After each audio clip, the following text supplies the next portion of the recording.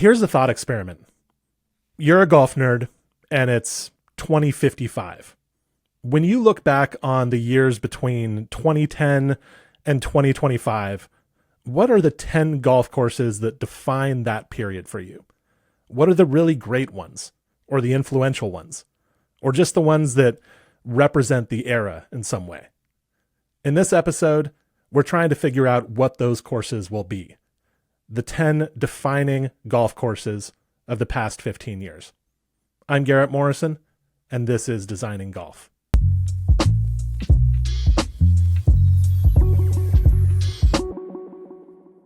All right, so I'm here with my colleagues, Andy Johnson and Matt Rouches. Andy, founder of Fried Egg Golf. How you doing today?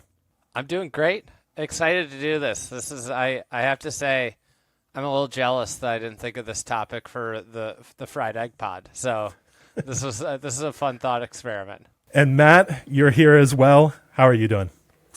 Doing well. Excited to hear what you guys have to say, because I feel like you can kind of take the word defining in very many different directions. So I'm curious to see your guys' point of view and see how it differs from mine. Yeah, well, first of all, before we get into the discussion of what constitutes defining, I should address the time frame that we've chosen here, 2010 to 2025. First of all, I need to acknowledge that that is, in fact, 16 years. The time from the beginning of 2010 to the end of 2025 is, in fact, 16 years. But I'm calling it the past 15 years because I just really don't feel like calling it the past 16 years. In any case, the idea behind this time frame is that what we're dealing with here is the post-recession era. And the recession was a major shock to golf course development and golf course architecture. It changed the way that things had to be done. And so what we're talking about is this odd little time period from about 2010 to the current day, where the golf course industry had to reinvent itself in some ways. And then there was another shock in the middle of it in COVID. And of course, things have changed big time once again during the 2020s. So I thought it was a good moment here at the end of 2025 to kind of reflect on what this period has meant in the golf course industry and talk about some of the courses that have stood out in some way. But yeah, I've chosen this adjective defining for the episode. There are a number of, there are various adjectives I could have gone with here. I did not go with best for a reason. This is not a list of the best courses that we're going to do, because I was a little bit less interested in speaking in those terms. But yeah, when you guys think of what constitutes a defining course, what do you think of? Andy, what comes to mind when you think of a defining golf course? I think one of the keys here is your prompt of it's 2055. And you're thinking back to this period of time. And it would be the courses that jump to your mind. And I kind of think of defining into different superlative buckets. This is not the best. They are, to me, golf courses that they could be the best. Like, you're going to have like what you think is the best of that period. But also there are other bins that you could put it in as most influential, things that changed the way people thought of certain types of golf. And I think that's the premise here, which makes this a really fun discussion, because it isn't necessarily the best golf courses. It is the ones that kind of changed the way that the general public thought about a certain type of golf, is my kind of way I'm approaching this, or the way that maybe it possibly influenced and changed the way golf courses were built, or how it changed the trends in golf course architecture. Like, that's the way I'm thinking about it a little bit. Yes, and these can be changes for better or for worse. Yes. I think most of the courses that we'll talk about, we would probably argue for better. We're not going to talk about many, if any, straight up bad courses, but these are not necessarily, as you say, the best courses. They just loom large in the historical period. They are historically important in some way. Matt, anything to add to that with this task of trying to define what defining means? Yeah, I think Andy summed up kind of what I immediately thought to of when you kind of gave this prompt to us. One thing that I kind of like keyed in on was trying to identify golf courses from this era that like set a precedent and then kind of like were these trailblazers for a new model of golf or like a kind of radical way of thinking. So trying to pinpoint like that origin golf course that kind of like pave this way for other courses to come from behind it. So that was one thing that I kind of used to try and target like one that's more defining than another, because a lot of them can fall in the same buckets when you go through the list. Yeah, which course, first of all, came first, and which course actually brought about the change. Because sometimes some courses come first, but they don't have quite the effect that the second effort has. I think we'll talk about a couple of those examples in this episode, but it's interesting how history works sometimes, where something might be first, but it doesn't necessarily change everything right away. It is the second thing in that genre or in that vein that really pushes it. But being first is important, and the things that come the earliest will definitely get some priority here. So yeah, I mean, when I think of defining, I break it down into a few different buckets. A course can be defining in like a number of different ways, and it doesn't necessarily have to be any one of these things. It doesn't have to be all of these things. So a course can be defining just by being really great. So that's one thing, right? When we think of the defining courses of the 19 teens in the US, those are National Golf Links and Pine Valley, maybe a couple others, but they're the really great courses. And so that's one thing that you certainly need to consider. But you don't necessarily need greatness to be defining. You can also have influence. It can be an influential course, which is a lot of what you guys are speaking to. A course that changes something, changes the way that people view architecture or development. You can have a course that's sort of representative of a larger trend. That's another way a course can be defining. A course that kind of embodies a broader historical dynamic that is going on in the period in which the course was built. And then finally, there's another category that I want to consider here, and that is uniqueness. And so this is almost sort of opposed to being representative of a larger historical trend, right? Because if you're representative, you're by definition not unique. But I think courses can be defining by having something about them that is just different, and they can stand out for that reason. So I think really any of those factors can be at play here. So all right, so those are our general criteria. I want to dive now into actually picking some courses.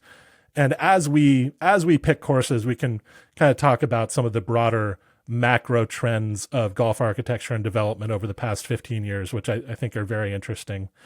But the way we're going to do this is kind of draft style, but it's not a competitive draft necessarily. We're not selecting courses so that we have the best 3 courses or whatever. We're trying to sort of collaborate here to come up with the best list of 10 courses. And we'll alternate choosing one course at a time until we get to 9. And then at the end, together we'll kind of choose a 10th course that we really think should be on the list. So that's kind of the method that we'll use here. And I will, make a note before we start picking courses that, for our international listeners, we are 3 Americans here. We all live in the US. We are most familiar with US courses. Now, we aren't necessarily going to be choosing all courses that we have seen. We can select courses that we haven't been to, but we know to be defining in some way. But just the fact that we live in the US and have been involved in a golf world discussion that kind of revolves around us, talking to other Americans and seeing American courses, that's going to put an idea in our minds that American courses kind of are maybe a bigger deal than they would be to somebody who lives in South Africa or somebody who lives in New Zealand. So we'll try to we'll try to make some gestures toward internationalness, but this is our list. We are three Americans, and just take it in that spirit. We're not trying to be defining with our defining list. All right. Why don't we start with Andy's pick? Andy, I'm going to give you the first pick. You're being so deferential giving me the first pick here. It's very kind of me. I know that we all really wanted to have the first pick. Andy, where are you gonna go with for our first defining golf course of this period? This is hard to pick first. I know. I looked at it myself and I tried to figure out which course I would pick first, and I could not figure it out. I'm gonna go with Terry Eady, number one. Going international right off the bat. That's great. Yeah, I just am picking this because this golf course and the success of it leading to the TRI golf courses being built has thrust the North Island of New Zealand into like dream trip for ardent golf fans, golf travelers. It has made New Zealand a, extremely, desired golf destination. And there were great golf courses on New Zealand, in New Zealand before Terry Eady. There were. But Terry Eady and the level of that it's reached on, I think on one of the world lists, it's in the top 10. The impact that it then followed with the building of a world-class resort that's open to the public. I think you're talking about lifting an entire country's, tourism economy and making it a world-class golf destination. To me, if I'm, it comes down to it, I think it completely changed the golf landscape in New Zealand and will continue to change the golf landscape in New Zealand. We're seeing more and more development there, and I think we will continue to see more and more development there. And New Zealand, if it's the year 2050, I think New Zealand will be among, the most sought after golf vacations as people have more time and travel becomes easier. Matt, any thoughts about this course? Yeah, the one thing that kind of jumped to my mind, and this is sort of a recency bias take here, but there was a lot of people talking about Childress Hall course, getting into golf.com's top 100 world rankings at 73rd. And I looked back, and when Terry Eady debuted in their same rankings, it was 29th. Yes. So nearly like 40 places higher than all this like talk came about with Childress Hall joining in at like 74th or whatever it was.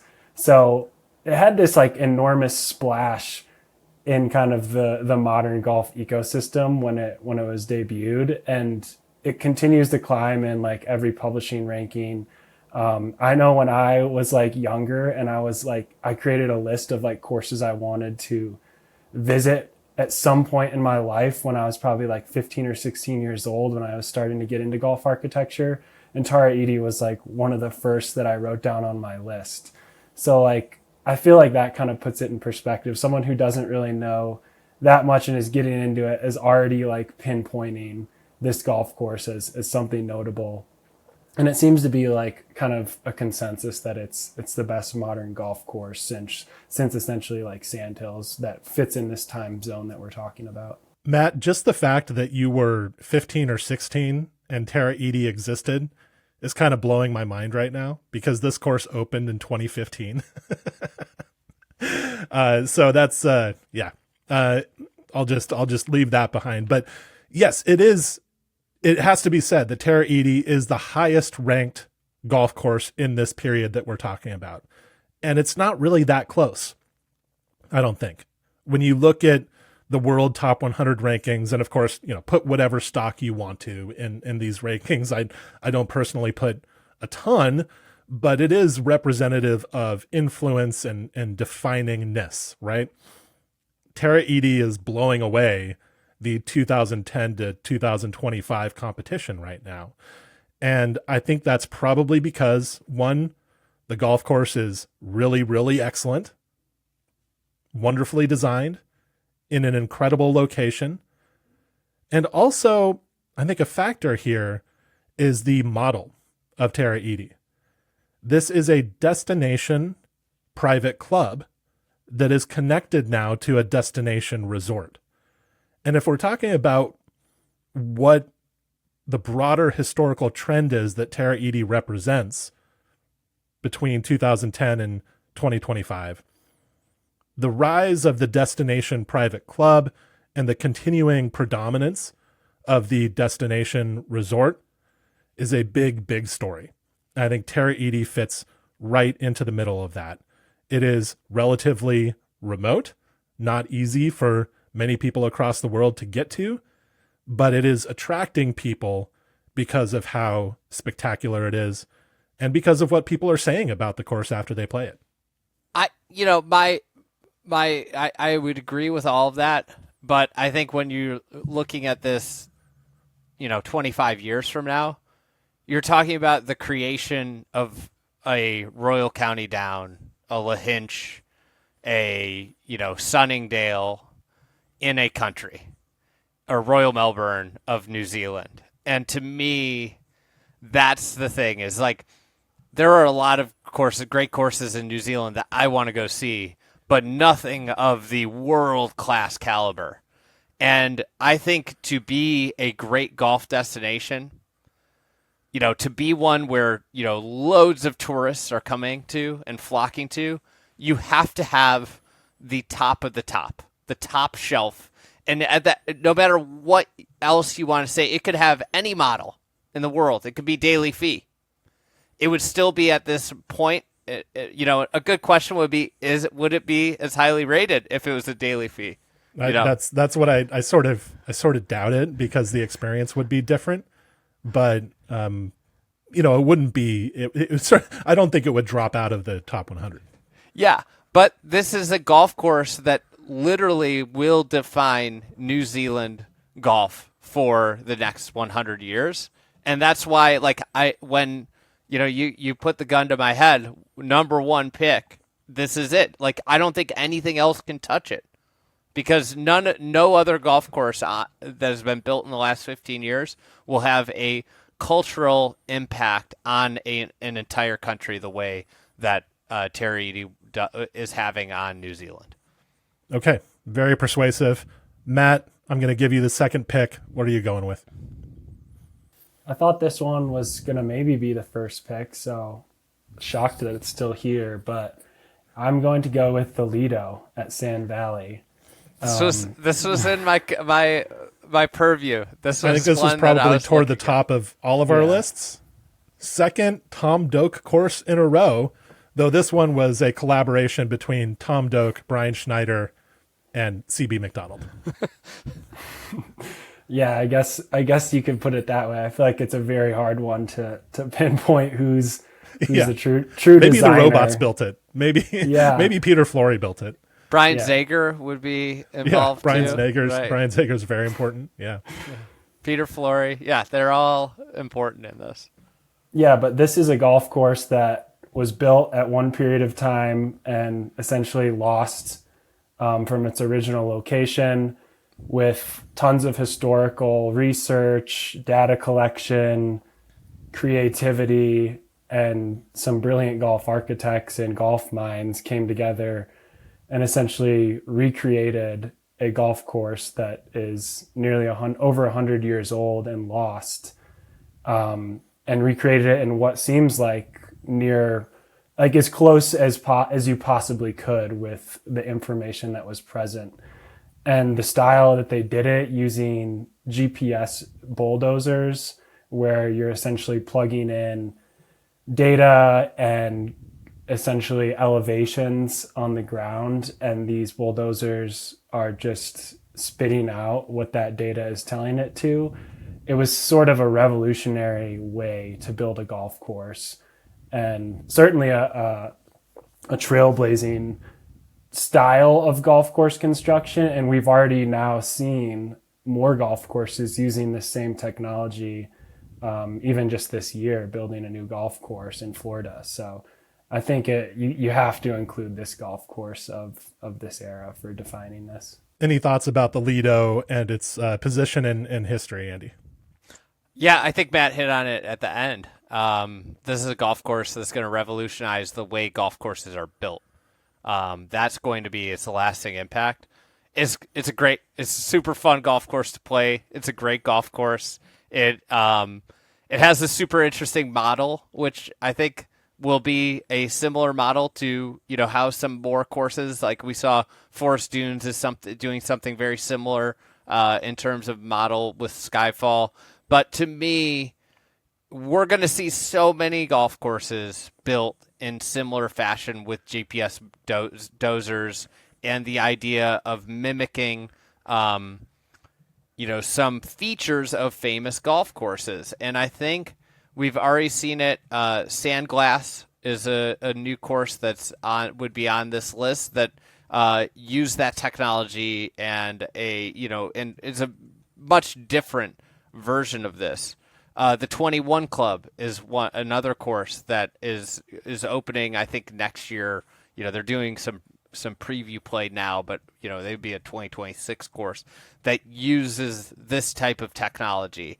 And I think like what its long-term effect will be, as we go forward, is it's going to change the definition of what a great site is because of how wonderful this technology is that you don't necessarily have to have a site with like the most sensational natural gifts where you have that like rolling dramatic sand dunes. I think what the bigger, kind of pull out here will be if you have deep sand, it can be flat and you can build a great golf course because you see with the Lido, it is not a naturally blessed site, but there is a great golf course on it.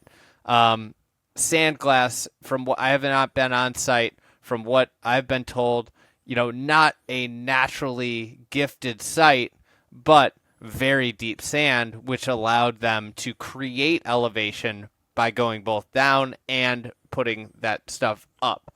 So I think the big thing here is those GPS dozers and the the ability to punch in. That is going to really change the golf construction world, and that's going to be something 20 years from now that is going to probably be pretty normal in golf course construction. There could be a historical shift in a couple of ways with the Lido. I think this point that you make, Andy, about it potentially redefining what makes a good site for golf is an important one, because a major overall narrative of the 2010 to 2025 period, and you could extend this period before that, is the search for great sandy rolling sites, the search for great golf land that isn't enormously expensive. And so that has really driven a lot of development and a lot of the best architecture of the past 15 years. Maybe that might be starting to change. We can start to look at sites that are a little bit closer to population centers, potentially, and do something interesting with them. Now, I'm not suggesting that this will be cheap or that this will be an accessible way to do architecture for every kind of client and an architect and client base, but it certainly would be a very interesting shift. The other thing about the Lido that's kind of representative of the period that we're talking about, we've talked about the ways in which the Lido is changing how things will be done, but it also represents kind of the culmination of this love for Golden Age architecture, and more specifically, the love for the architecture of C.B. Macdonald and Seth Rayner.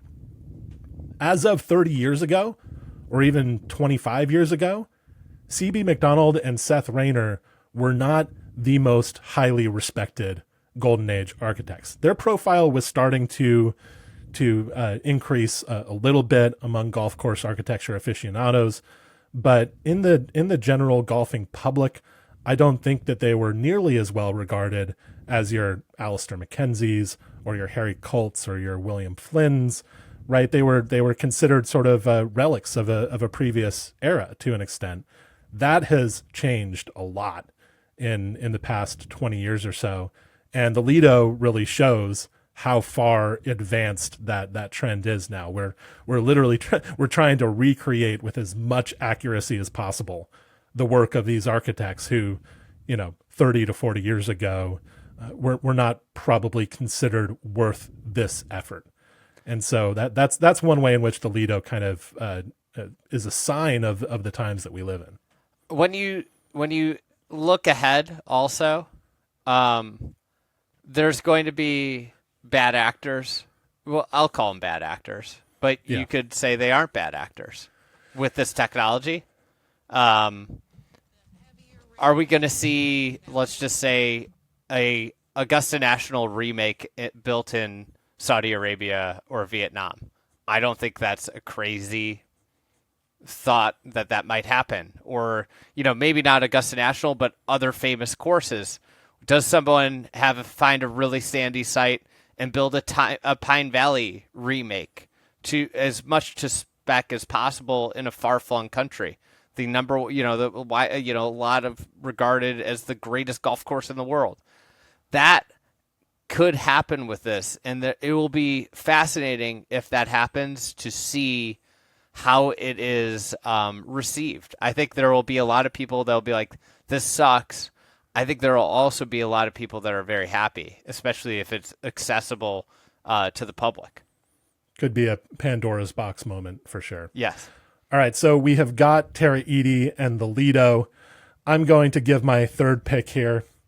I'm just going right across the street in Nakusa, Wisconsin. I'm choosing Mammoth Dunes. Oh, wow.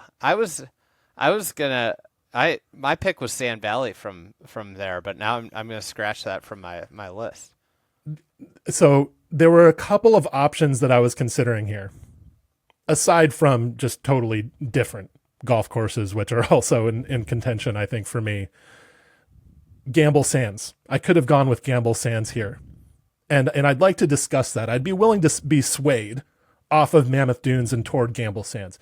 I do like Gamble Sands better as a golf course. Gamble Sands was a David McClay Kidd course that was built a couple of years before Mammoth Dunes and really represented the shift in Kidd's philosophy toward maximal playability.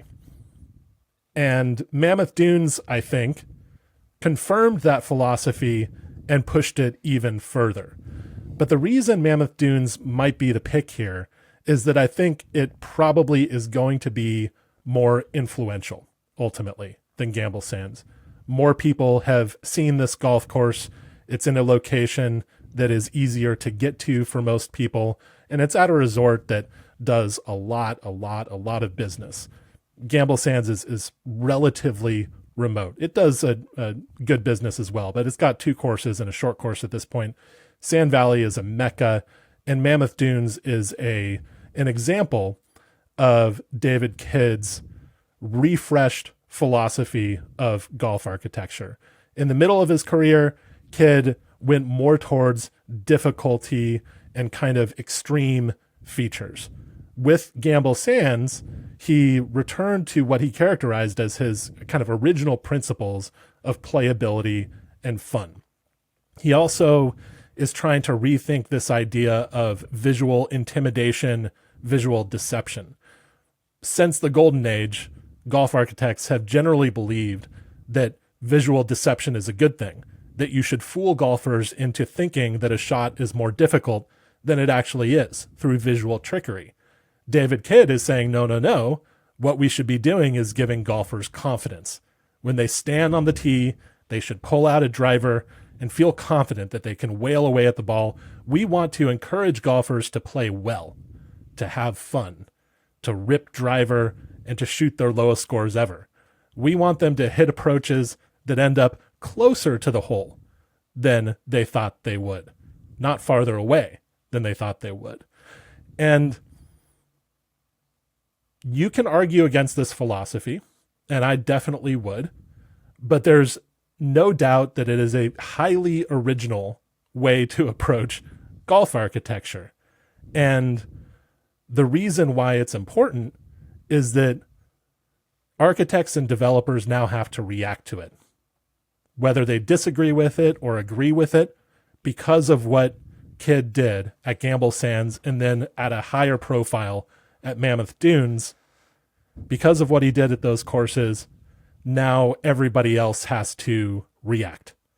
And it should be said that Mammoth Dunes is an extremely popular and beloved course by the average golfer. And certainly as the years unfold and golfers continue to react that way, probably to Mammoth Dunes and to Gamble Sands, developers and architects are going to think, well, maybe this is a good idea. And I suspect that we'll see more courses along these lines. I think an interesting component to this one is that this was the pushing of the width trend, which really started in, I would say, the early 2000s. Really started in the late 90s with like sandhills. The idea of giving space, and Tom Doak and Bill Core and were really fundamental to this idea. And I think what happened, this was like the Big Mac era of golf courses, where David Kidd builds Gamble Sands, builds Mammoth Dunes, Gil Hance builds Streamsong Black, which is also very much in this. Uber wide, huge I think greens. One of the things that, and this is just an anecdote, I never hear someone say that Mammoth Dunes is like goofy golf or tricked up, or I hear people love Streamsong Black. I hear people say that, but I also hear people come off frustrated by Streamsong Black, which tells me that Gil Hance executed the really big wide golf better than David Kidd, the job of, in my opinion. And this is, the whole debate about Mammoth Dunes. Is the job of the golf course to be a defender, and an active and willing defender to the golfer? That is, to me, the underlying tension in golf and what we love about golf and what makes it different than bowling and darts. And this is what makes general sports really fun, whether it's tennis or playing basketball, is you have an opponent that you're playing against. In golf, from your youngest ages, if you're playing competitive golf, you're not playing the other golfers, you're playing the golf course. And this type of golf that David Kidd had introduced with Gamble Sands kind of took the defender out of play. And it's more of a shoot around where It's a helper. go. The golf course is a helper. Yeah. The golf course is your fluffer. Yeah. It's like playing baseball with a tee. So, who doesn't love T-ball? And I think that there's been a reaction in the golf industry that has pushed back on this, and we're seeing more narrow golf courses since this. I think there was a general reaction after Mammoth Dunes that said, we've gone too far on this. I found it interesting that as soon as Mammoth Dunes opened, you saw Tom Doak start talking about how maybe width had gone too far. Yes. And start talking about his interest in building some narrower golf courses. And so certainly it's something that's on the minds of architects. And that is basically my argument for why this course is going to end up being defining. What I find fascinating is the difference between Mammoth and Streamsong Black, for example. Oh, yeah. Streamsong Black has very severe greens. They're big, they're huge, but they have these different pockets. So where Mammoth Dunes, most of the greens, I think 12 of the 18 greens are basically punch bowls, which, they corral the ball in. So you have these big helping fairways that a lot of them are also punch bowl fairways, where you have like helping slopes that corral balls in. And then you also have corralling greens there is no real defense. At Streamsong, I think is an interesting blend where they might be as severe of greens as Gill has built, but he's giving you all the room in the world off the tee, and what you can do with those severe greens is work yourself into positions. And this is one of the things that I've thought about, and I'd be curious your guys' thoughts. I'll finish this thought real quick, but you can work yourself into positions that create those bowls that Mammoth has, but they aren't all easily discernible on first play or just like completely laid out for you. This is just a big bowl. A question I have is, is the best architecture at resorts where the vast majority of people only play it once or maybe once every 3 years, should it be really fascinatingly intricate? And this is the thing. Mammoth Dunes is the most popular golf course at Sand Valley, and I would say of almost every golf course that I've played on this list, the least intricate. That's a really interesting question, because something I thought about, I had Mammoth Dunes as the number 2 course on my list. And the reason I got there is because for so long, golf has been about difficulty and trying to challenge the golfer and creating difficult golf courses. And then you have like the USGA rating system of slope and rating. And it seemed like there was a period of time where people were seeing how hard of golf courses we could build. And then David McClay Kidd comes along and essentially flips that question on top of itself and says, how easy of a golf course can I build? And in turn, the way I see this is, if golf courses are puzzles, we're building these very complex, intricate puzzles that were very difficult, and you had to think in many different ways to solve them. And then this is a much more straightforward puzzle. Like, you could say that this is like the 2x2 Rubik's Cube compared to the 3x3 Rubik's Cube. It's like there's this exponential difficulty in solving from one to the other. And I just think it's fascinating that it took so long in golf history to like kind of come to this moment where we're actively trying to make a golf course fun and easier for the average golfer to play. Because everyone always talks about golf as like, oh, I suck at golf. No one's good at golf. Everyone's always degrading their own game. And maybe that's because we've just been building difficult golf courses for the past 100 years. And now finally we have a golf course that seems to be one of the first, at least if I had to pick one out, this has to be the first golf course that was built with the sole purpose of being fun, which in turn makes it easier for most people to play. Kidd was turning a lot of long-held assumptions among golf architects specifically, not among players necessarily, but among golf architects. He was turning a lot of those assumptions on their head. The idea since, again, the Golden Age has been that intricate golf architecture is better. Golf architecture should be intellectually engaging. For the educated gentleman and gentlewoman, golf courses should engage their minds at a high level.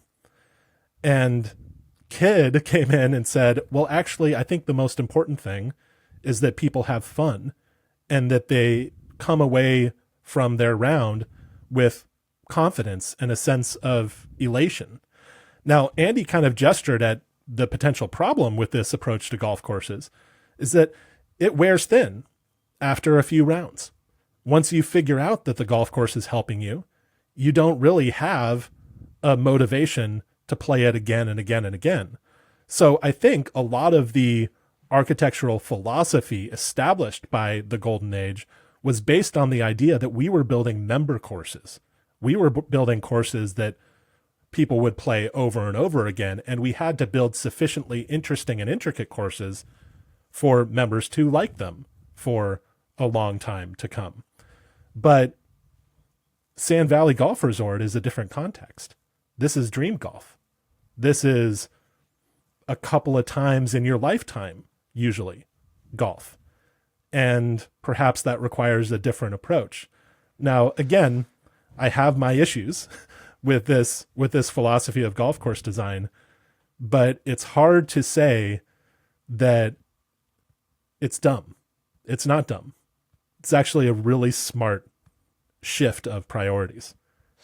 And so I think that's what's interesting about Mammoth Dunes.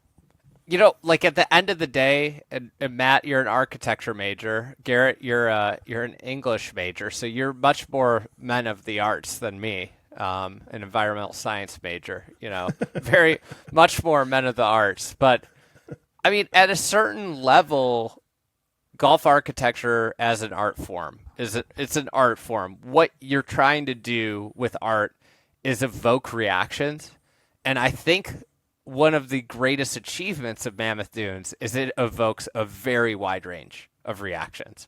And I think that has a lot of merit. And I, you know, there are a lot of courses on this list that we have that don't do that. And I think this one might evoke, you know, like you either love it or hate it. And I appreciate that. Now, it's what's interesting, and you know, I'm not going to pick this one as my next one. Is I had Sand Valley. You'd be at 3 golf courses at the Sand Valley Golf Resort if you pick Sand Valley. And my point with Sand Valley would be it's the Kaiser, you know, kind of expansion beyond Bandon. Yeah, kind of proof of concept in a way. It's like we can do it outside of Bandon.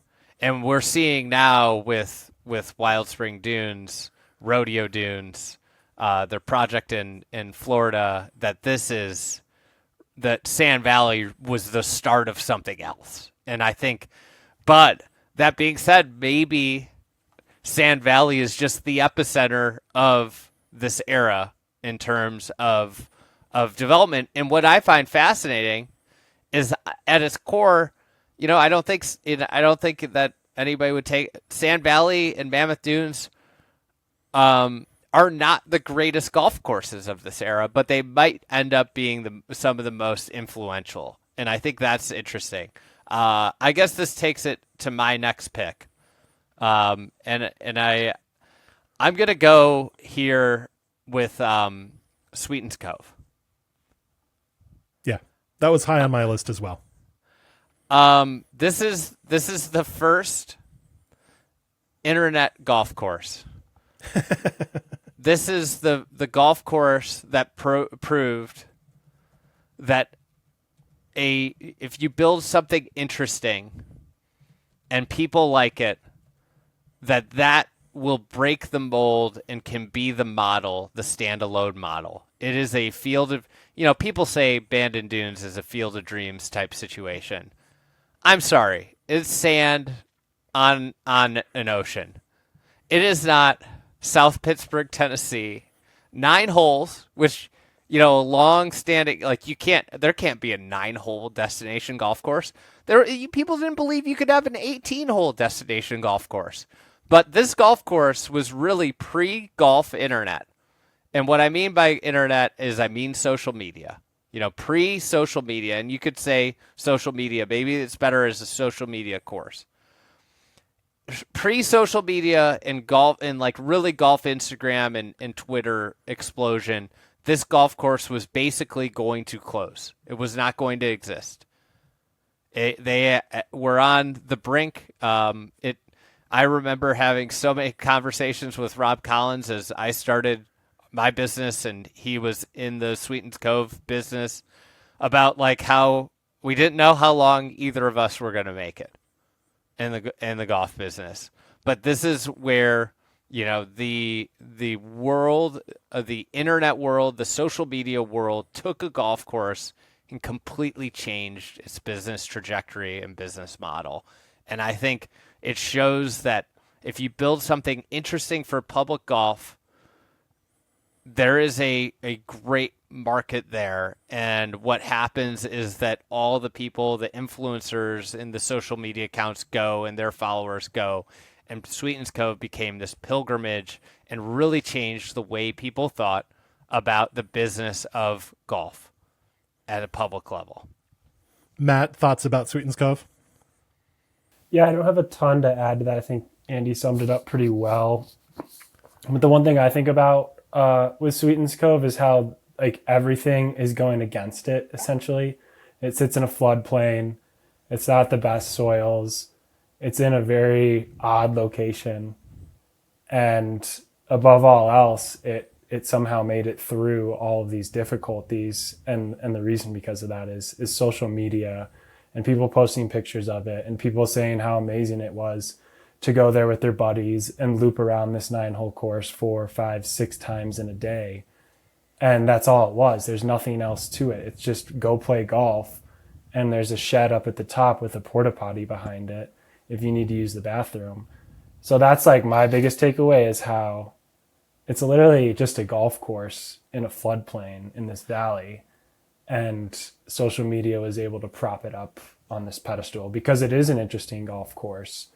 And it got people to go there and travel and be a successful business.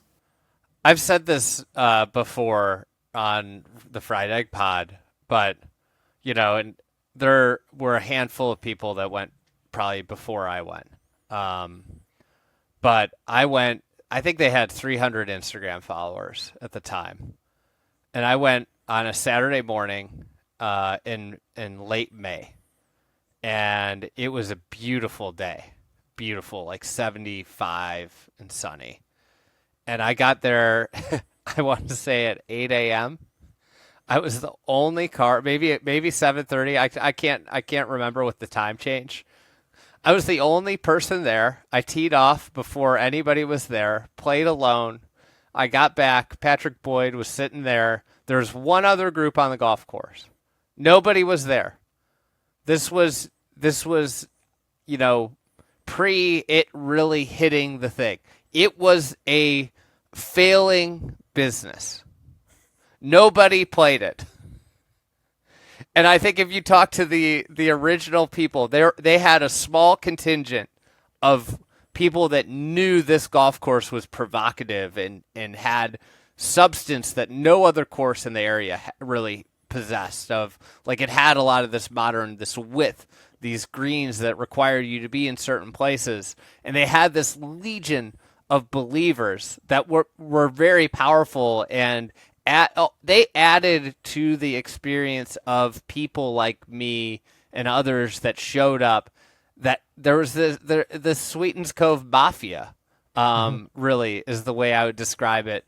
That helped push this golf course into it is a thing of cultural relevance. I think it's less so today than maybe 7 years ago. 7 years ago, it was like, have you been to Sweetens Cove? People talked about the pilgrimage to go to Sweetens Cove. And I think, from that standpoint, it will change the way it has already. And it is an incredible story in terms of a golf course making it. But Sweetens Cove also proved that is a hard way to do things, because eventually what they needed to do was bring in some money, and recently bring in private equity to turn the property into something that feels maybe a little bit more like a conventional destination golf resort, though still hanging on to a lot of the quirks that it had originally. I think the spirit of the place is probably still intact, but there's no doubt that, the days of the shed and the sense that you were out in the middle of nowhere at this random miraculous golf course, I think those days have passed. And the reason they've passed is that it's a tough business model, right? The little course that could is a tough business model. I think that there's a lot of different playbooks that could have gone down at different paths. And, I think like one of the challenges was, one of the owners is one of the hottest architects in the world. At this point, Rob Collins. He can't be there every single day. Can't be an operator anymore. Yeah. And I think there's pathways to where if somebody wanted to make that business work as a single owner, totally feasible. And you might not get to the fullest returns that private equities, that's what private equity is looking to do. How do we maximize the returns? And you could have gone a lot of different directions, but at the time, I think that it went the right direction. And I think people can criticize or anything, but it went the right direction for the course at the moment in time that the person that ran the course needed it to go. Don't get me wrong. I'm very, very happy for the fact that the bet paid off. Rob Collins put everything on the line and it worked. And that's massive credit to him. I also wanted one last thing I want to mention about Sweetens Cove is I think it's probably architecturally influential as well, right? What we saw with Sweetens Cove was King Collins absorbing influences, not just from the usual suspects, but also from Fazio and Gary Mark Player. Strantz and Gary Player, right? Whom Rob Collins worked for earlier in his career. You know, King and Collins were very familiar with the trendy influences. They love Donald Ross. They love Golden Age architecture. Bill Rob Core. loves Pinehurst No. 2. They think that Core and Crenshaw are the best in the world.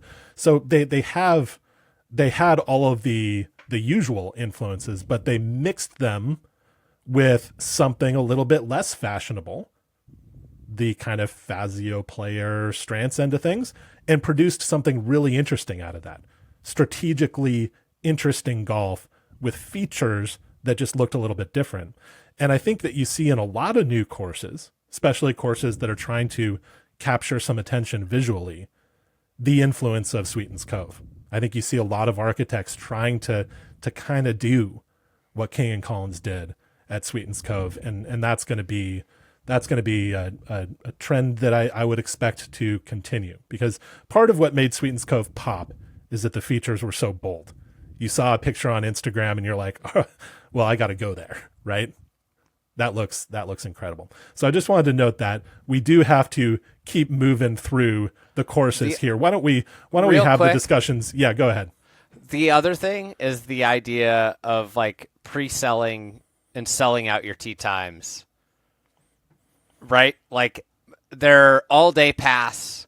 They did some like very revolutionary, concepts with the experience, the lo-fi shed experience that became like, a cultural thing. Like they did some stuff of like, if we strip away everything and make it just about the golf, this can succeed. Now, private equity gets involved. That's no more, in the long range plans. But the idea of some of the business ideas of them actually being a real scrappy, lean startup in golf leads to innovation. And then you see that with Landman later with this pre-sale tee time, and they've had massive success selling out their tee sheet. Yeah, that's a good note. All right, Matt, what is your next pick? I'm going to go. So this is more so of a holistic kind of golf course, but the one that I'll pinpoint that I think is kind of the genesis of this is the Cradle at Pinehurst.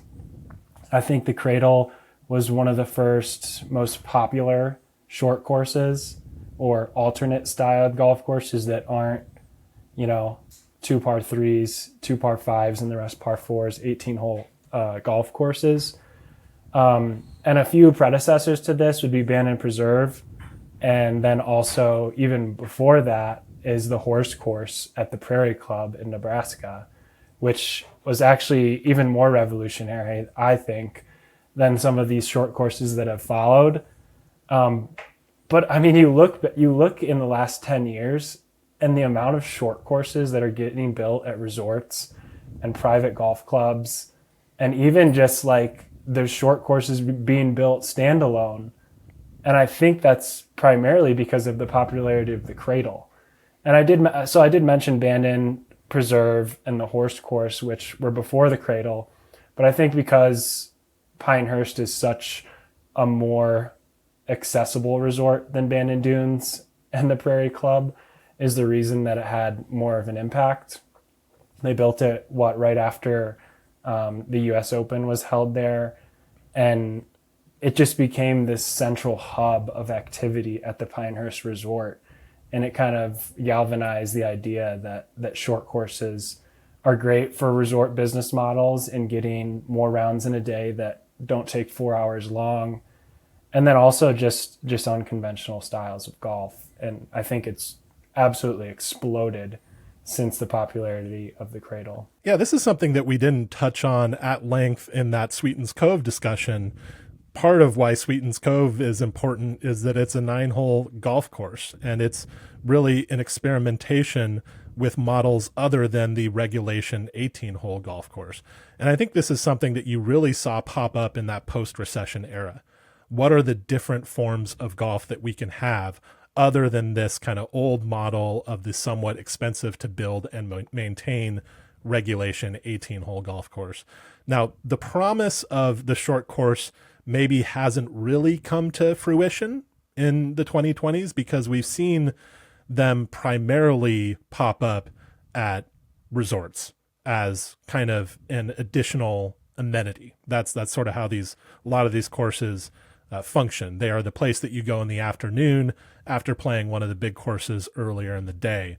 But certainly it's been a very, very important trend, especially in the destination sector. It's almost like a requirement at this point that you have one of these par 3 courses or unconventional, non-standard short courses at your facility as something for people to do when it's 4:00 in the evening and you want to get in a quick fun round, drink a couple of beers and hit some golf shots. So it's definitely been a key shift in these past 15 years. I'm glad you shouted out the horse course because they really were first, and then Band and Preserve kind of confirmed the trend. And the Cradle is probably the most broadly recognized example of it. It's the one that probably the most people have experienced. The last piece of the Cradle that I don't think should go untalked about is that it was the signal, the risk. It was a big risk from the resort to do something different, and they had done the Pinehurst No. 2 restoration, but that was just brushing up their existing course. The Cradle was the signal and the start of the effective redesign of Pinehurst as a golf facility, which I would say, along with Bandon and Sand Valley now entering the ring, these are the pillars of accessible high-end golf in America. And the Cradle would be if the Cradle failed, I don't think we would have Pinehurst 10 and now Pinehurst 11 under construction. I don't know if Pinehurst 4 gets redone. So you're also talking about a huge moment in the redefining of of America's, I would probably say, the most recognized resort in America. Yeah, absolutely. All right. Now, before I move on to my pick, I want to give a shout out to Fried Egg Golf Club. Fried Egg Golf Club is the sponsor for this episode of Designing Golf. And of course, it's a project and a community that's close to all of our hearts here. You could shout out the book too. Yeah. I just got mine. Andy's, if you're watching us on video, Andy's holding up our new book, which new Fried Egg Golf Club members got a good deal on.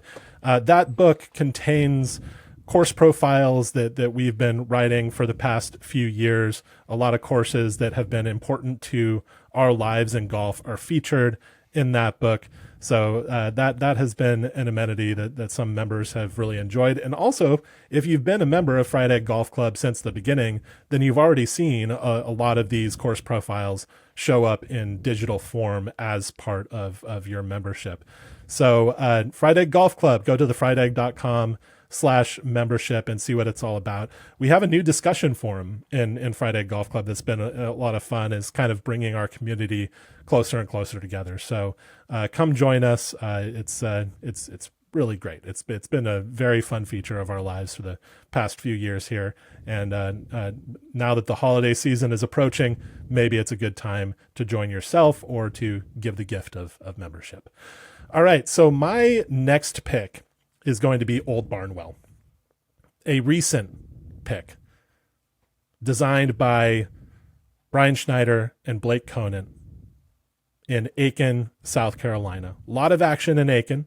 Old Barnwell is not the only Aiken course that has been significant, But the reason I'm picking Old Barnwell here is that I think it is part of an answer, maybe a full-fledged answer to a big question that a lot of architects and golfers have been asking for the past 15 years.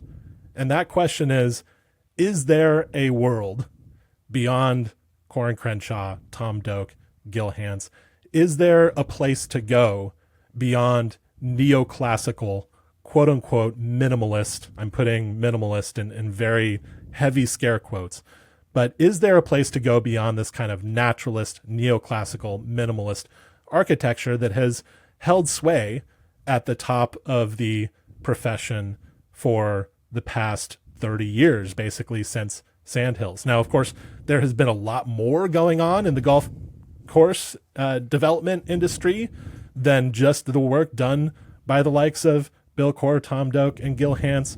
But if we're talking about what's really representative of the cutting edge of golf architecture, that's really what we're talking about. If we're talking about the kind of architect that most young architects aspire to be, we are talking about those firms. And so a lot of people have been wondering for at least a decade, maybe more, is it time to move beyond that? Are we out of innovations? Is it necessary to find a new style, a new way of doing things? Is it part of the responsibility of the golf architect to continually push into new territory? And I think that Old Barnwell is a really interesting answer to that, because to me, the design represents a lot of what's great about the previous couple of decades of high-end golf architecture from the likes of Bill Corr and Tom Doak, but it also shows some new way forwards with this incorporation of golden age influences, but different golden age influences. These features that are just built, stylized in a different way, new ideas being incorporated into the golf course. And so I think that's what Old Barnwell is doing. That's why it's one of the defining courses. And I think it's also just probably one of the best courses that has been built in recent years. And that's one reason why it'll, endure as a significant course. What are our thoughts on Old Barnwell? You hit on a lot of what I was thinking about. It is this like conjunction of minimalist and built and not trying to blend it into nature so much.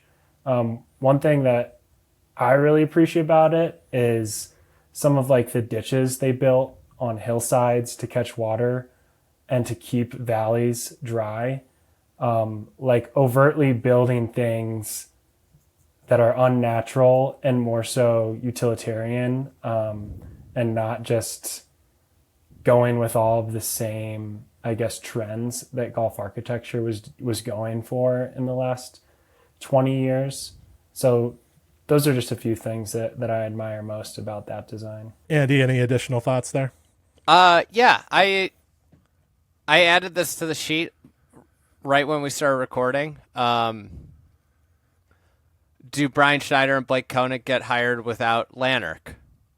Maybe not.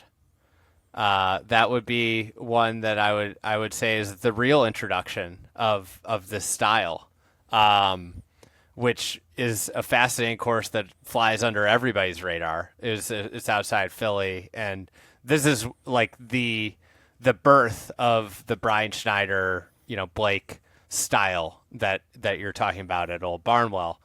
I would have had Tree Farm in this location, and it would have been around the idea of the Aiken golf explosion and this previously rather sleepy, cool golf town with Palmetto and Aiken and Sage Valleys there near Augusta, kind of a no place to on the map golf locale for the ardent golf traveler. And I think like Tree Farm and Old Barnwell is its own fascinating. We never get this type of situation. They're friends. I know they just had their holiday matches where they play each other. They're friendly with each other, but inherent rivals in the sense that they had two golf courses being built in the same small town at the same relatively the same time. I think Tree Farm beat them to the punch on terms of like, we're doing this project in Aiken, but they were so closely mirrored. I think you could go either way. But just, I had it here as I had those two courses here, less so for the architectural style. I think there's merit to the Brian Schneider, Blake Conant. Hey, this might be what, the next architecture wave looks like, or one facet of the next architecture wave looks like. But this is a area that's been put on the map as a great golf area that otherwise was a very, small group of people knowing. You have, yet to come online 21 Club, New Holland Golf Club, the Jeff Warren project.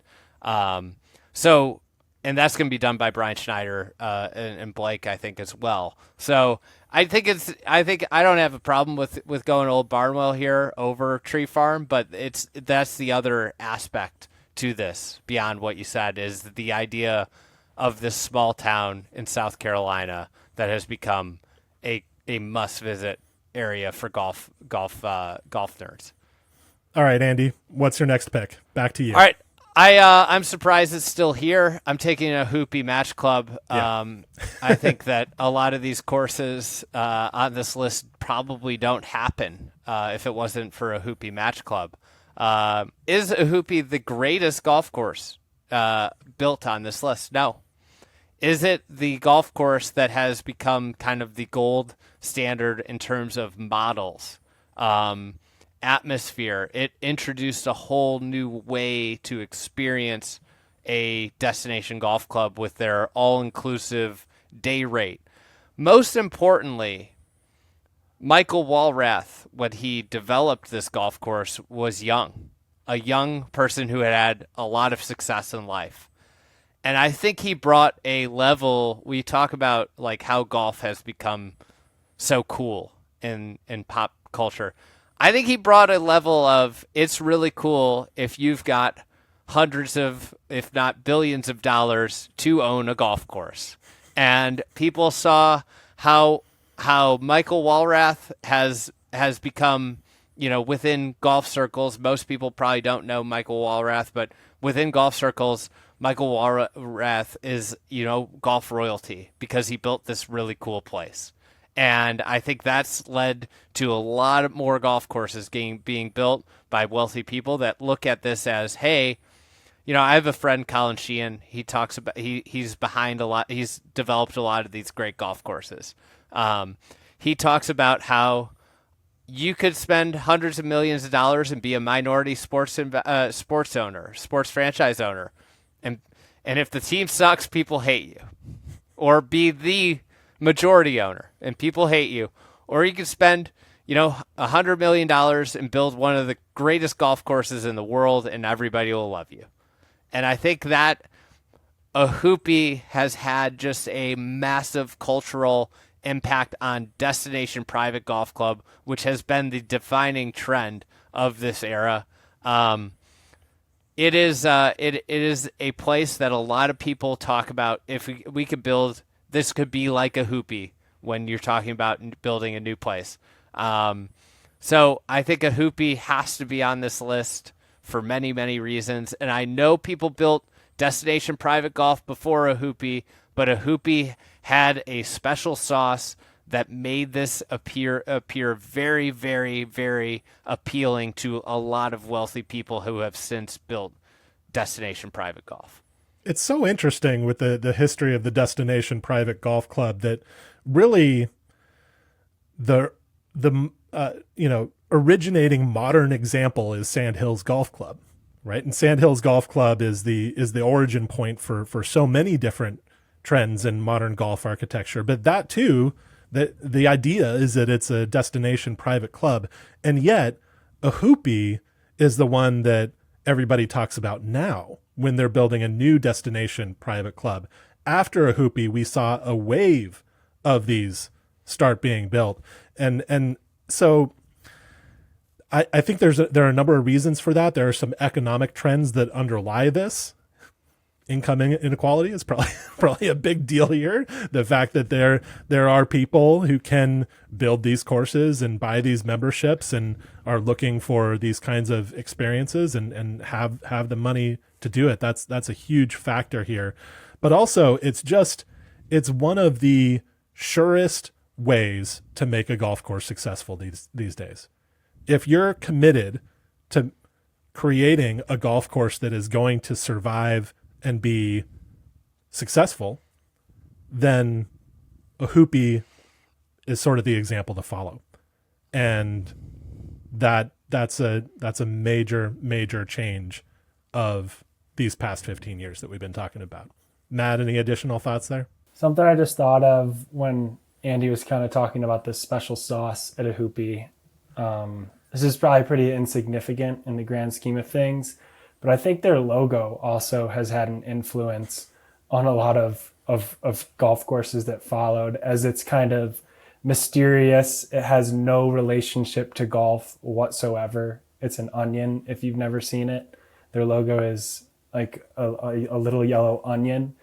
And I think there's been an influence in logo design of trying to create really unique, eye-catching logos that make people question, hey, what is that on your shirt there? What's that on your hat? And it's sort of driven this kind of, I guess, notion that having a great logo attached to your golf course is not necessarily essential, but it's a great way to drive a lot more revenue and merchandise sales and whatnot. So that's just a little note that I think is pretty funny, and potentially, like, I mean, there's probably other examples of really unique, cool logos like this, but when I think back of courses in this era, it feels like a Hoopee is kind of one that stands out for sure. Maybe MacArthur is kind of a significant one there too. Got But I agree. vibe. I mean, there's recognition, and it has become kind of an essential for a lot of these clubs. They put a lot of effort into this now that may not have been put into the same thing before.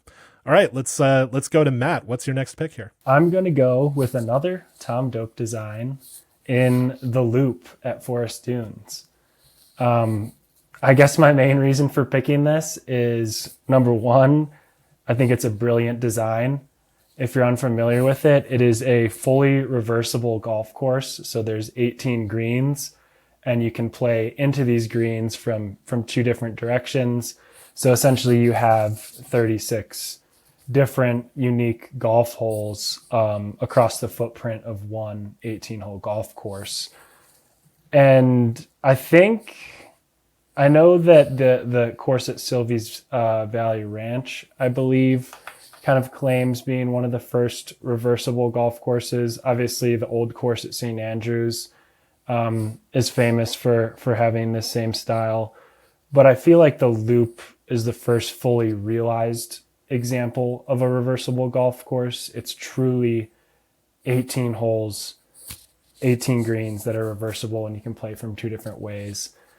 And I just think that it opens up this kind of can of worms for different concepts, like picking a concept for a golf course and going all in 100% and kind of exploring all different ways of doing that.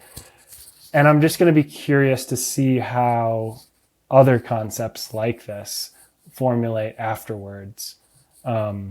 Is there other styles of reversibility or multiple greens, multiple routes, similar to like the horse course at Prairie Club, where it's a choose your own adventure. It's essentially a field with golf holes, and you can pick where you want to go. So I think it's really influential in that point of view. And then also it helps out a lot.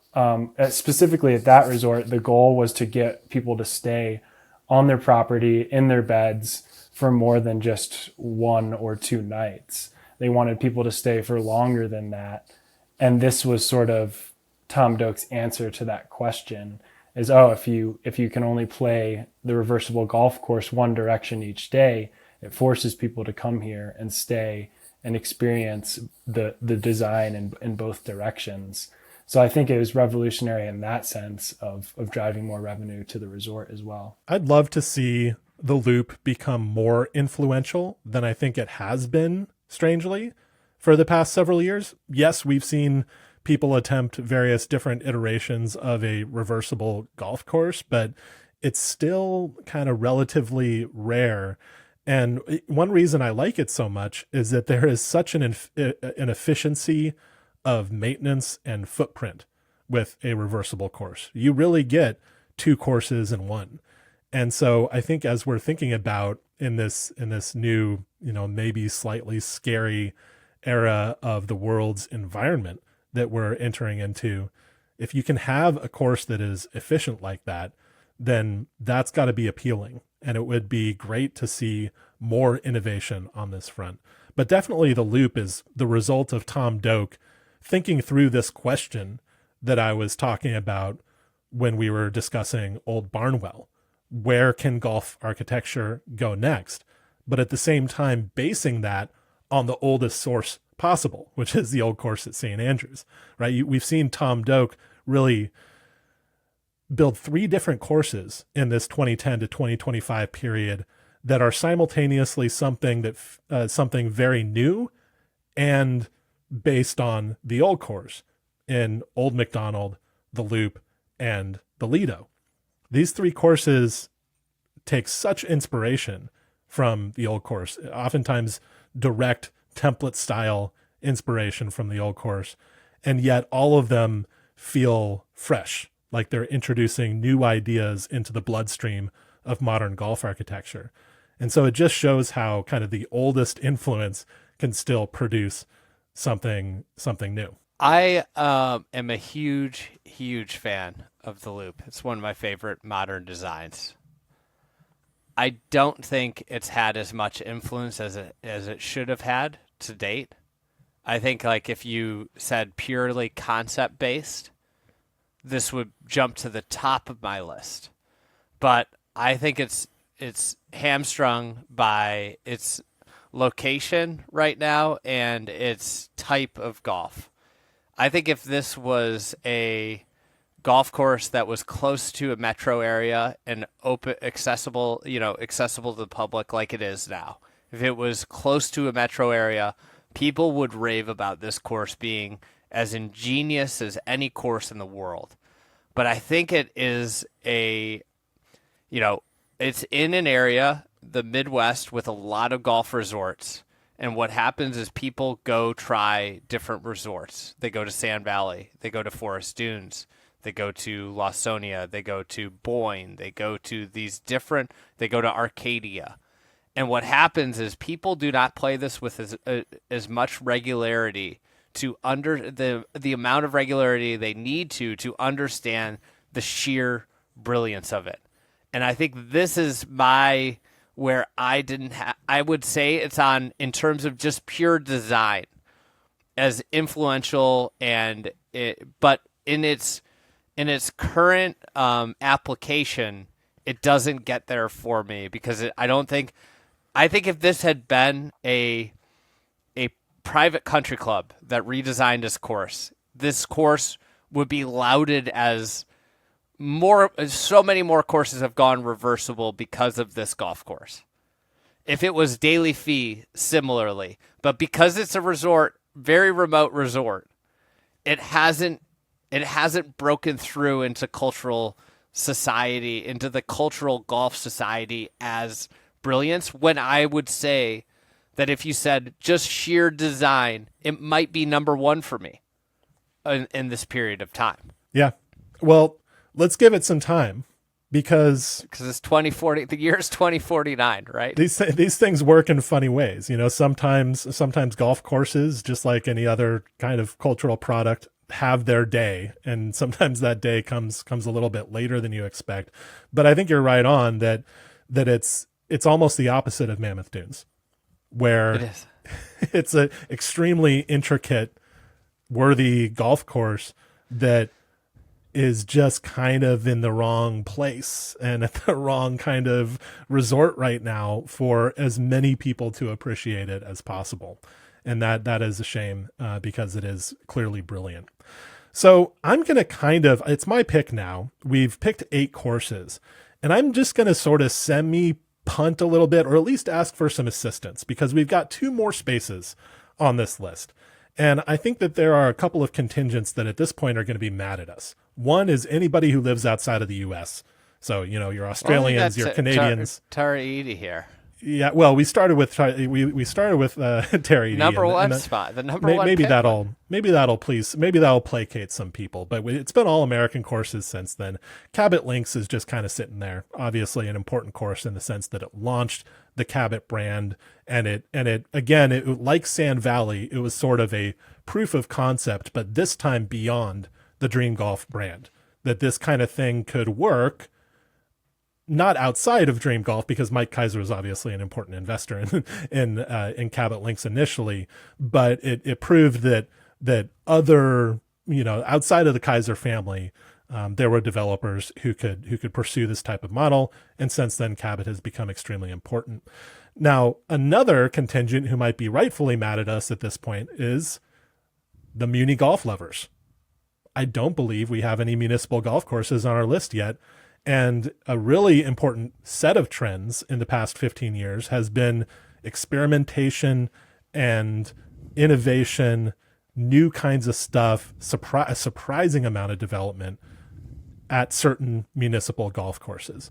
So the ones that come to mind immediately from the period that we're talking about for me are Winter Park, which I would categorize as a redesign, even though they maintained the pre-existing routing.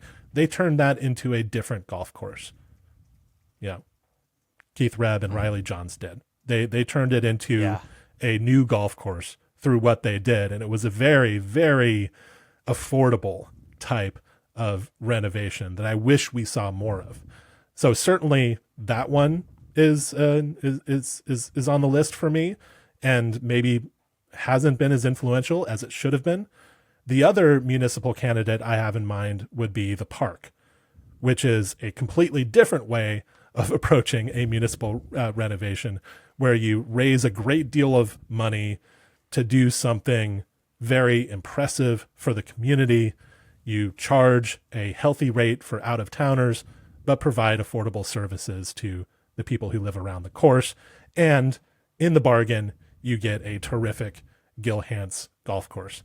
So those are some candidates there. We have 2 slots left. What do you guys think? Where do you think we go with this? Yeah, I mean, I had the park on my list, and I also was like really considering Winter Park, because I think Winter Park was sort of a genesis for taking a golf course that is close to a population center, that is vastly underutilized and I guess not interesting in very many ways. And we're starting to see it more. Like the park was a golf course that was just sitting there. It was abandoned.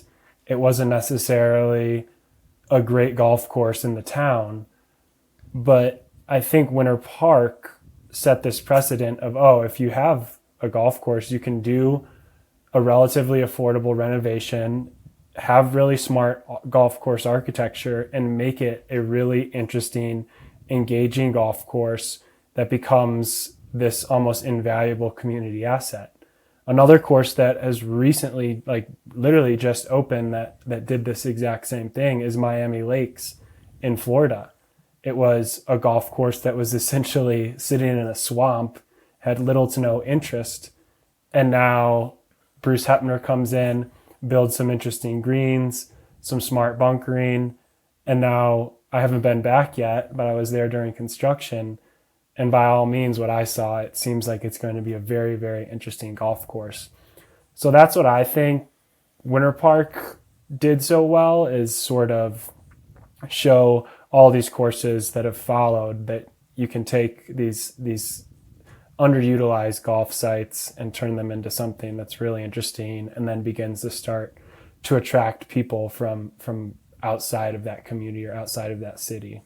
Yeah, I'd throw Golden Gate Park into the mix as something that's followed this.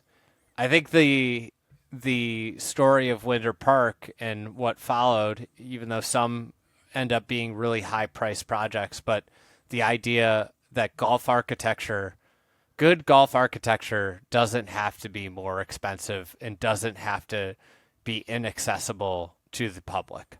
That, I think, is a very important aspect of this, and I think Winter Park probably deserves to be there because it was the Trailblazer. Okay. So that's our number 9, Winter Park. I think it richly deserves it. And that story really blew up too. That story had an effect on people. And the Miami Lakes project actually was very much inspired by Winter Park. The owners there looked at Winter Park and said, hey, why can't we do this?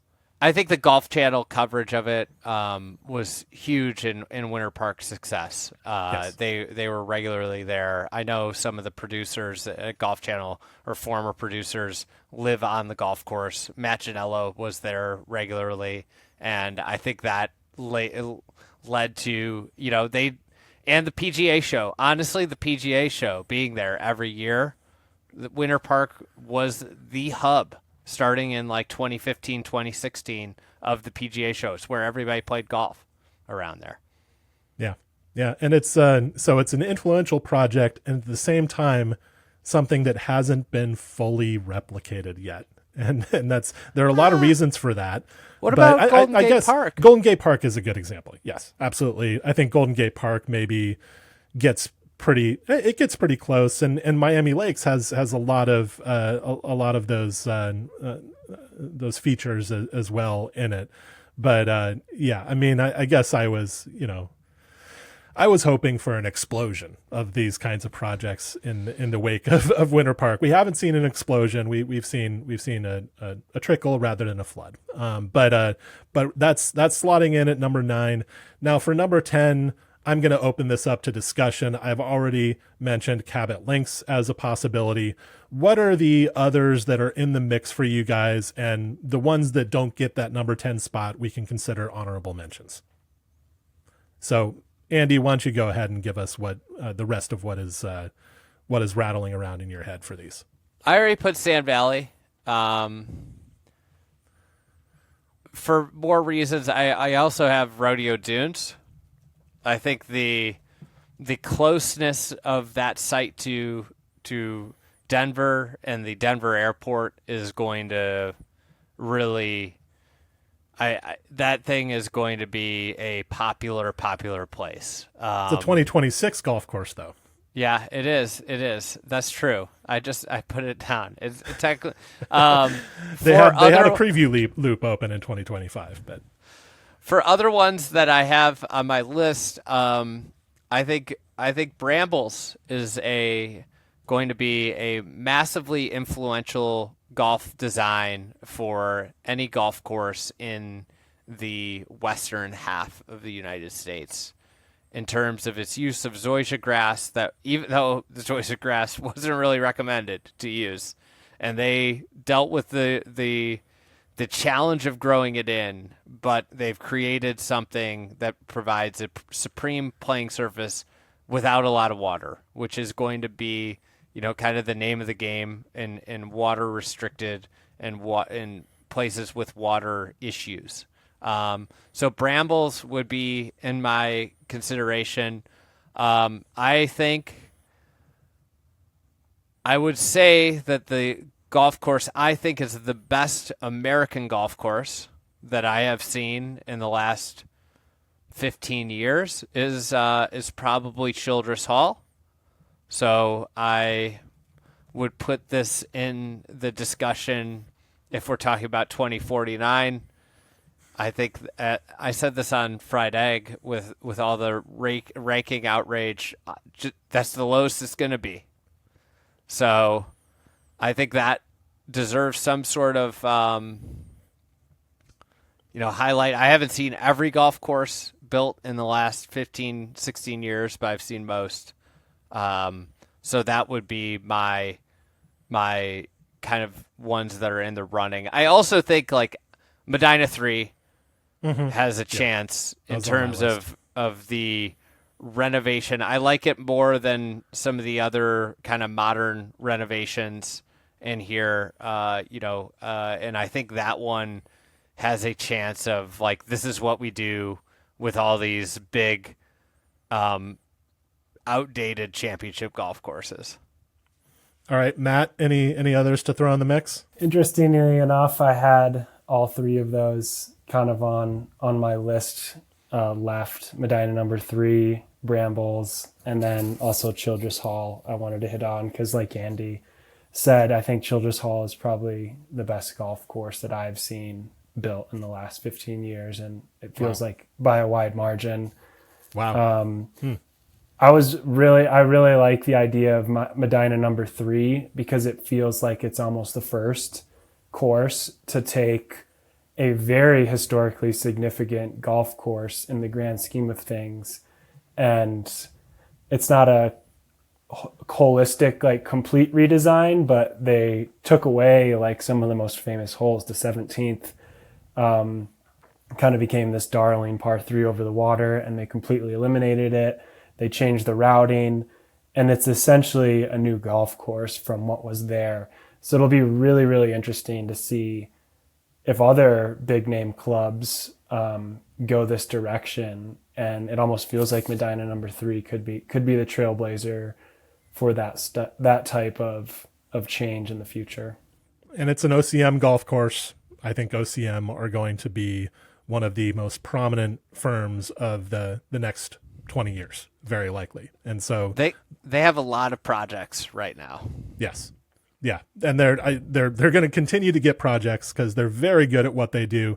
And they also have Jeff Ogilvy on their side. And Jeff is just going to be one of those people who's able to get jobs because he's so thoughtful. And of course he has his profile as a professional golfer.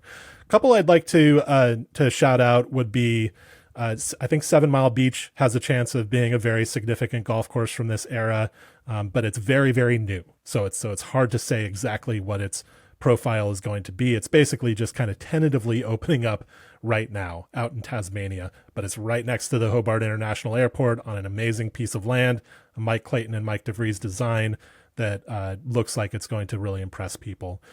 OCM's project at Peninsula Kingswood was a very big deal in transforming that golf course, adding something to one of the world's great golf regions in the Melbourne Sandbelt, and also setting OCM on the path that they're on now.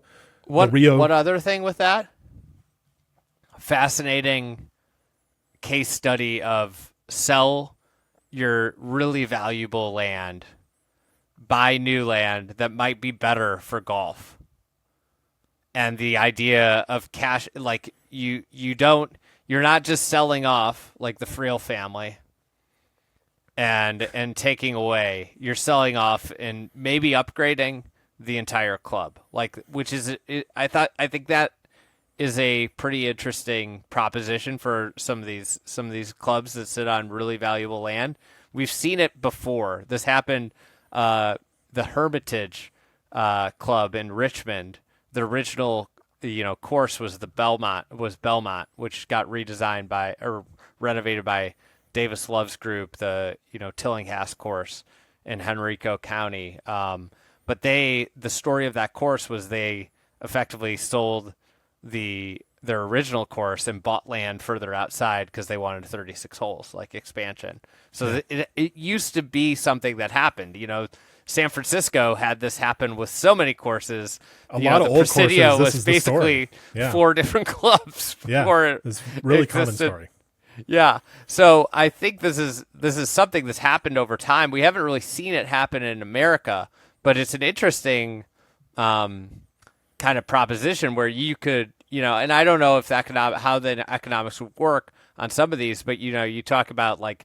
The ultimate one would be, and they would never do it because it's on such a divine golf land, but like, the appraisal value of LACC if they sold and what they could build, in turn, it wouldn't be anywhere near where it is now and they would never do it. But like that type of idea of like, you always hear how valuable that real estate is.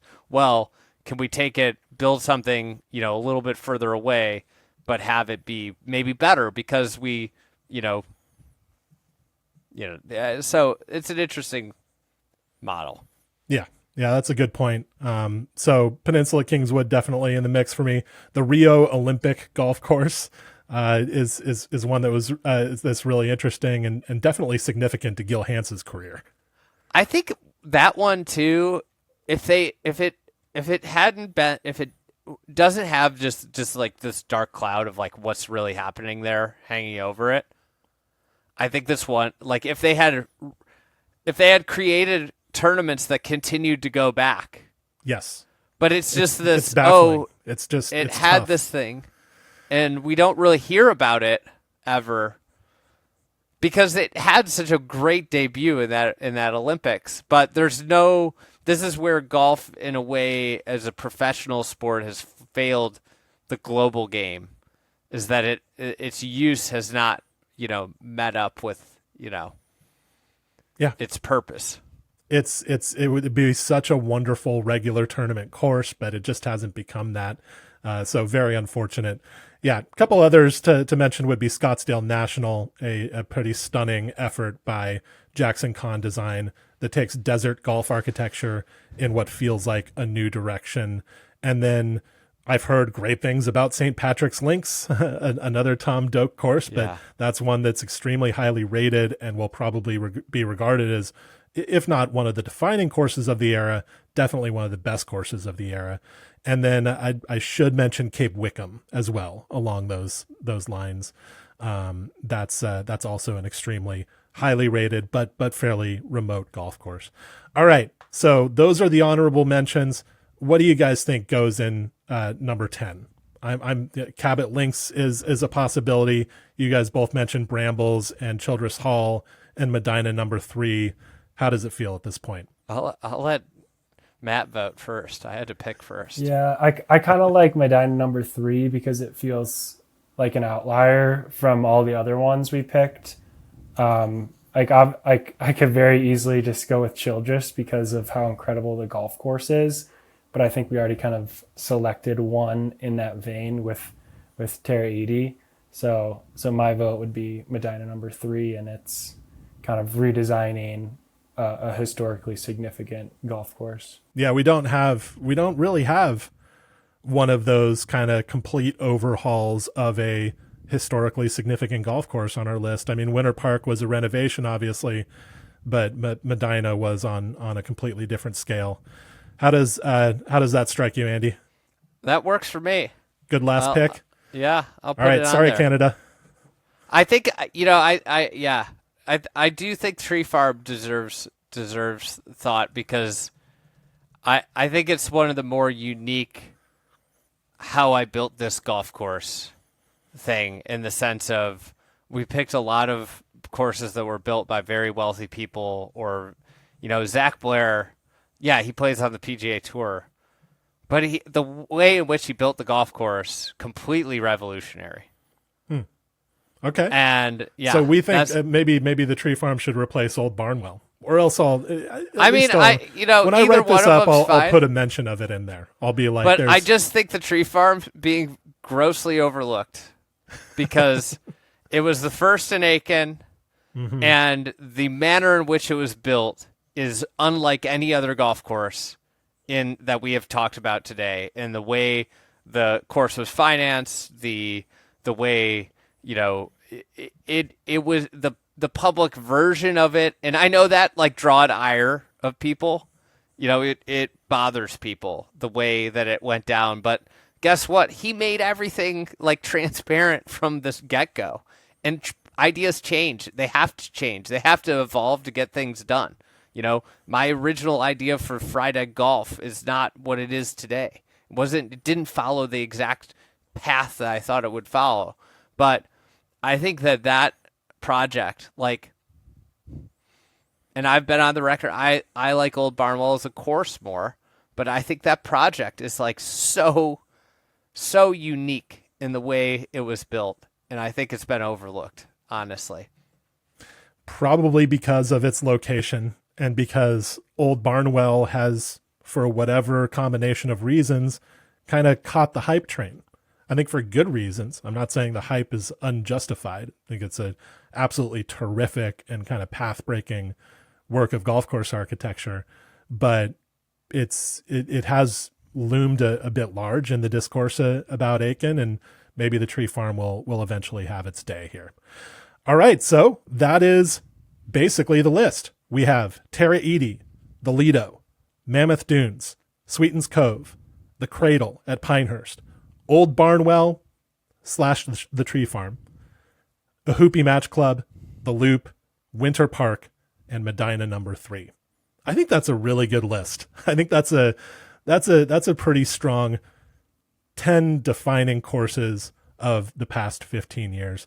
So thank you guys for joining me for this exercise. This was really fun, and appreciate your time and your thought that you put into this. Thanks, Garrett. Thanks.